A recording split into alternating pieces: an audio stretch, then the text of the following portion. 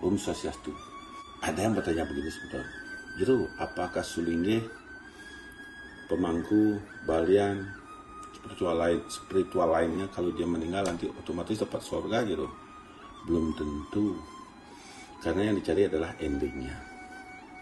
Karena setiap manusia melakukan perbuatan kebaikan, kediatmikan, itu ada namanya tingkatan-tingkatan godaan cobaannya. Setiap hari, setiap saat, setiap kenaikan karma baiknya itu akan dikasih cobaan. Sekarang endingnya tergantung mereka. Sekarang contoh begini. Sepintar apapun manusia belajar sastra, sepintar apapun mereka menghafalkan mantra, sehebat apapun beliau mengerti tentang sastra yang dia pelajari. Apabila dia tidak bisa menahan egonya, sabarnya, di sana secara otomatis roh yang mantuk pelayangannya runtuh. Nah, begitu juga balian. Kalau balian juga memiliki tingkatannya. Kalau balian, kenapa dia jadi balian? Karena tingkatan yang mantuk pelayangannya masih di tingkat nomor 7. Kekuatan yaitu buta kala. Nah, di sana dia harus membantu. Dia tidak boleh melakukan sampai lebih dari 10 tahun melakukan jadi balian, ngobatin terus biar Pak sesali, tidak boleh. Dia harus meningkatkan lagi kesucian. Dewa yang mantuk pewayangannya naik tingkatannya dari tingkatan kalo minimum seimbang dengan manusia dan bila perlu melebihi menjadi dewa. Sepintar apapun, serajin apapun, pemangku, pengayah spiritual apapun itu, kalau di dalam perjalanannya dia melakukan kesalahan, di sanalah dewa yang mantuk mempoyangan dirinya akan runtuh. Semakin buruk dia melakukan perbuatan, semakin runtuh yang mantuk mempoyangan tingkatannya di bawah. Itulah jiwatma dan paramaatma. Jiwatma adalah tubuh manusia, paramaatma ada di alam semesta. Karena paramaatma menunggu perbuatan yang di dalam tubuh manusia yang disebut dengan buana alit. Karena buana alit dan buana agung sangat ketergantungan, sangat erat hubungannya. Karena baik buruknya buana agung itu semua dari perbuatan buana alit. Maka bencana apapun yang terjadi itu akibat dari perbuatan buana alit, yaitu manusia. Sehebat apapun pemangku, serajin apapun dia ngatur raya, seberapapun dia keluarkan uang, tapi dalam perjalanannya dia menemukan cobaan. Di sana dia tidak bisa mereduce egonya, tetap mau pembenaran, mau benar sendiri, tapi dia gak tahu itu perbuatannya salah, bahwa karena manusia tidak memiliki kebenaran. Kebenaran itu hanya ada milik Tuhan. Dan hana dharma magruh, kebenaran itu ada lebih dari satu, hanya milik Tuhan. Nah, apabila manusia egonya tinggi, tidak pernah menurunkan dirinya, selalu mengatakan pembenaran, runtuhlah yang mantuk poyangannya. Nanti begitu matinya, misalnya runtuh mantuk poyangannya di wong samar, begitu matinya di sana ada paramaatma dan jiwatmanya menunggal, walaupun dia sudah diaben boy, mau mukul boy, mau badu, gitu bumbung kayak, tetap dia akan bersatu di bawah. Cuma meringankan hukumannya yang berada di tingkatan, misalnya ada tingkatan samar. Ini ada 11 tingkatan atma. 1 Sanyang Widi, 2 Betara, 3 Dewa, 4 Itu Gede, 5 Apsari, 6 Manusia, 7 Kala, Kutus, Buta, Sia, Sama, Dasar, Riat, Solas, nama. Kalau dia di bawah tingkatan paramaatmanya manusia, dia akan bersatu di sana. Apakah dia bisa naik sendiri? Tidak bisa.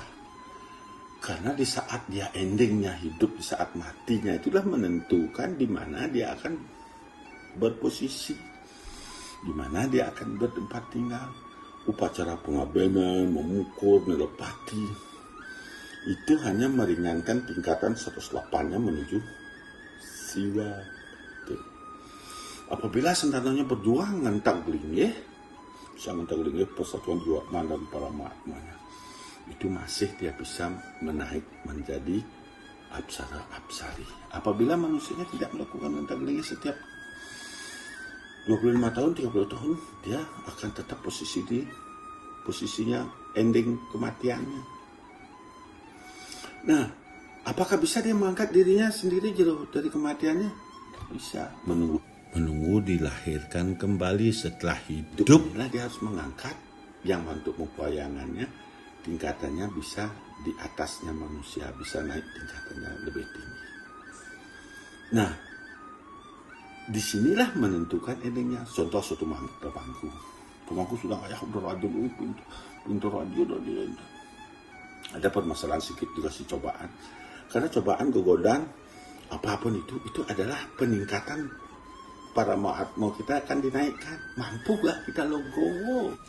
Biasanya pemangku kena cobaan sedikit, sudah ngamul, sudah mengotori diri, gak datang ayah lagi ke tempatnya ngayah. Nah itulah 7 turunan akan meneruskan kutukan yang sangat besar. Tidak menganutin tata titah, kena juga. Sakit, masih sakit muput. Udah tahu sakit muput lagi menyebarkan penyakit. Tidak akan orang percaya. Orang sudah mau suci, orang sudah mau diksa, orang sudah mau sepuh, sudah begini, sudah begitu. Ngapain nggak ada kotor tuh, tak ada regat gitu. Ya jiwatmannya yang di sini itu yang regat. Jelas dewa yang mantuk poyang diruntuhkan. Apabila sang Yajamana, sang Sulunggi atau sang Resi, sang Empu, sang apapun mengumpul, tapi kalau sang Paramaatmanya masih tingkatan buta samar kalau dengan ngumpul, ya buta mata dewa. Runtuh. Istilahnya orang beriatnya sudah melakukan ini selama itu tidak menemukan perubahan apa-apa. Nah disinilah penentunya, ibaratnya seperti panas setahun dihapuskan oleh hujan sehari. Bertahun-tahun melakukan kebaikan, bertahun-tahun melakukan keselamatan, bertahun-tahun melakukan pertolongan terhadap umat, terhadap semuanya. Begitu cobaannya datang, di sana dia nggak kuat.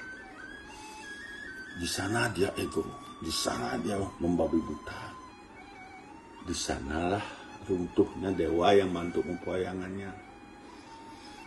Kalau dia nggak bisa mengangkat keburu mati, nah di matinya inilah misalnya tingkatannya di wong samar, runtuhnya kemarin waktu dia hidup, mati bersatunya Jiwatman dan Paramaatmanya di tingkat wong samar. Di sana dia untuk pengabdian, memukul dan sebagainya itu hanya meningkatkan dari 108 tingkatan siwa, tingkatan Atma itu hanya 108, dia bisa naik ke atas. Tetap dia di tingkatan waktu jatuhnya pertama kali. Meringankan siksaannya dengan upacara yang dilakukan oleh sang tamu. Tapi tetap di tingkat sana. Nanti hidup dia kembali, baru dia harus mengangkat sendiri. Mati nggak bisa berbuat apa-apa, ribuan tahun tersiksa di sana. Bicara uang swarga, bicara uang kene, bicara uang itu. Makanya ketahui dulu dirinya. Kenali dulu dirinya. Siapa diriku? Lihat. Karena metrik sastra alam semesta itu besar yang bisa ditarik ke buana alit.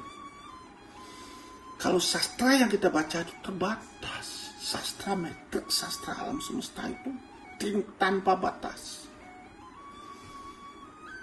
Bagaimana Tuhan melindungi kita? Di saat Jiwatman dan Paramaatma menunggal, baru Tuhan itu bisa melindungi kita. Bukannya Tuhannya duduk di atas kursi seperti kerajaan, nuding selamat, menyatu beliau sama Jiwatman dan Paramaatma. Supaya tidak dipalsukan oleh ajaran-ajaran perguruan-perguruan yang kedewan-dewan diajak bakti ke rumah itu kan meruntuhkan segalanya. Mana ada orang yang bakti ke rumah itu hidupnya tenang, pasti ruwet, keluarganya ruwet. Nah itulah tingkatan Atman, ending dari kematiannya, gimana kematiannya, itulah yang dia bawa. Bukannya semua di bapak sakit untuk boy bapak mati ini. Amor ya bapak dengan cinta, menyatu ya bapak jadi aja Atman, ya Atmannya yang di mana? Tingkatan wong sama, tingkatan kalau itu semua endingnya sesuai dengan perilaku kehidupannya. Kirang langkung atau yang nas ganggaran sempurna senap untuk permasanti. Om Santi Santi Santi. Oh.